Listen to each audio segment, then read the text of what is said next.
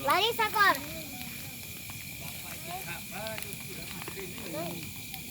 Olá, galerinha, tudo bem com vocês? Olha só, fogueirinho de São João, altura do fogo, quente. Tô bem próximo à fogueira, tá bem quentinho aqui.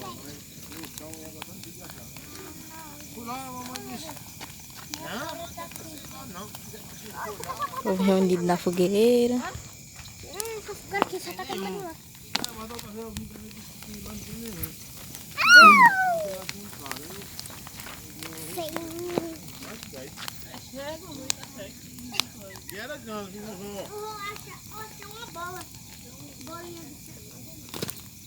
Quase se apagando a fogueira. Ela tá toda, quase toda queimada. A gente esperasse que desse meia-noite ela se apagasse, mas ela vai se apagar antes. Agora que é 7h30. Altura do fogo. Sai perto do fogo, sai!